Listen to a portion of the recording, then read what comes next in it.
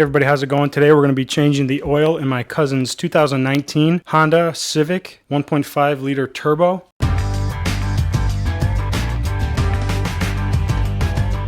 This vehicle takes 3.7 quarts of 0W20 oil. So right here on the top of the engine, there's your fill. And there's your oil check dipstick. The drain plug is on the bottom side of the motor. We're going to have to climb underneath and remove the skid plate. And we'll also need to get under there to replace the engine filter. So here's the products we're going to be using today. We've got 0W20 Honda motor oil. This is their synthetic line recommended by Honda. Here is the Honda oil filter. I will post the part number to this in the description box below. There's also a new crush washer that we're going to use on the drain plug. And we're also going to replace his engine air filter today while we're working on it. To get the drain plug off, you're going to need a 17mm socket, possibly some sort of filter removal tool. I've got this one that I've used in the past, works pretty good. And then to get the belly pan off, you're going to need some sort of flathead screwdriver / Phillips screwdriver. So I've got a combination of those. So let's dig in and see how it's done.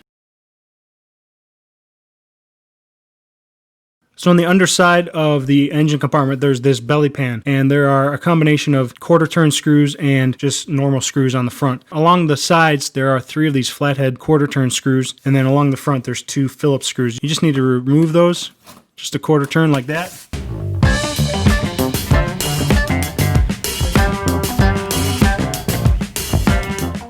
Then on the front, there's a pair of Phillips screws. He's actually missing one, so we're just going to remove this one right now to get it off. And then once you have all those screws, you can just simply slide the belly pan backwards and it should come off. It's very light, it's plastic, so you can do it with one hand. So underneath the engine, we've got our filter here on the left, and then our drain plug right here. It's even labeled engine oil, so you don't have any confusion that you're not draining something else. I've got my drain pan ready for the oil and a 17mm socket, and I'm going to go ahead and drain that right now.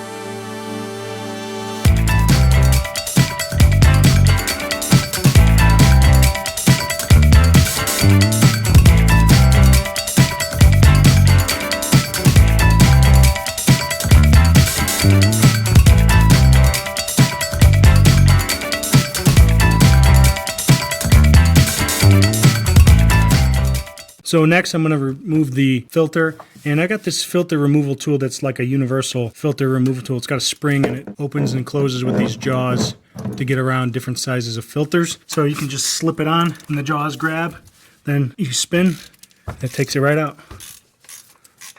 And it's going to make a lot of mess once you undo that filter. So I'm going to let it drain before I fully remove it.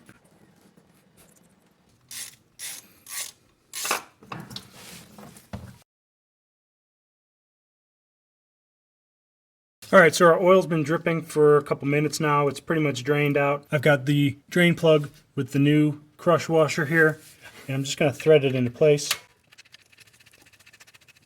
and wipe off any excess oil there. And this is a 17mm, and the torque spec is 30 foot-pounds. So I'm going to go get my torque wrench and tighten that up. So here's our new filter. I'm just going to fill it up a little bit with the fresh oil and then lube the top of the gasket.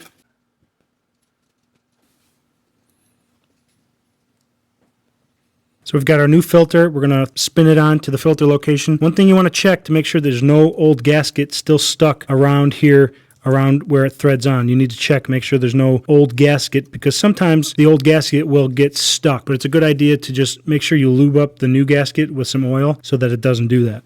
And be careful not to cross thread these threads on the filter, because that will be bad. So you just get it spun on. You just want to go hand tight with this, as tight as you can get it with your hand. And that's it. So now we're going to fill the oil. Here's the oil fill cap right here on the top of the engine.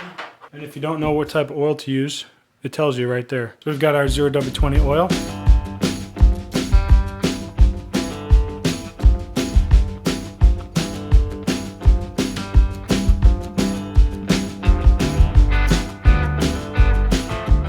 So the capacity on this engine is 3.7.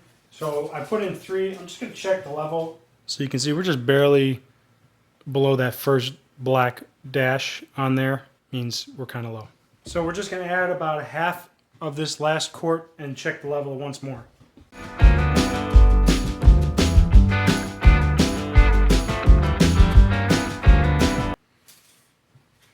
So there, you can just barely see.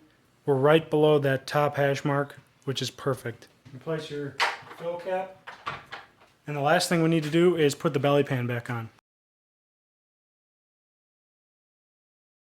Just raise it up, and you're going to want to hook it onto the plastic hooks on either side and the back and line it up in place.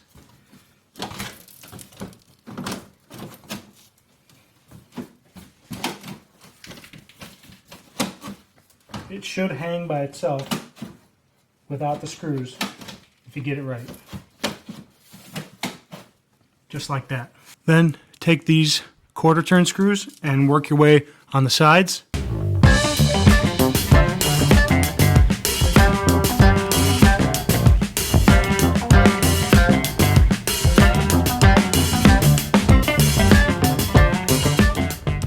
Then lastly, there's these two screws at the front.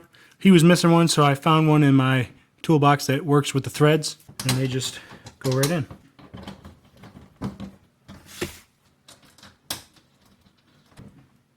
And that's it for the belly pan. So now we have the vehicle on flat ground. We removed the ramps and pulled it back in the garage. We just put it on the ramps to drain the oil because it's such a low vehicle. But make sure you check your oil level again when the vehicle is level. We put the car back down on flat ground, checked the oil level, and we were just a tad bit low. So we're going to add a little bit more oil. So the next step is coming into the vehicle, scrolling to the oil life screen using the I button on the steering wheel. And then once you're on the oil screen, hold that enter button on the center of the keypad for about 10 seconds. And then this screen shows up, and we're going to scroll up using the keypad to item B because that's the oil item. Reset completed, and now we're at 100% oil life. We're also going to replace the air filter on this vehicle. There are 4 screws on the sides of the airbox. You can see them all there. There's 3 and there's 4. They are 5/16, or you can just use a long Phillips head to loosen those.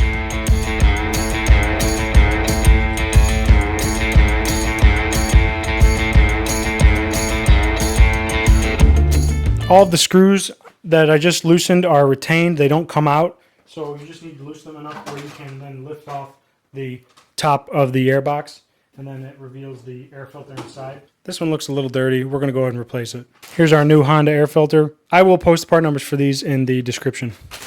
So we got our new filter, and it's kind of offset. There's this side here that goes to the left of the engine, and this side here is not offset, so we're going to drop it in just like this.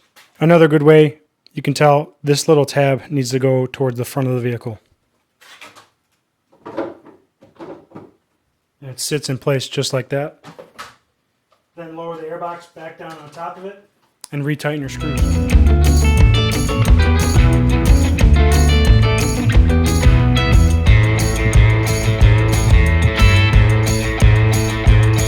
And that's it for the air filter. And that's it, guys. Your oil's now changed. If you like this video, give it a thumbs up. Love it if you subscribe. Stay tuned for more videos. Later.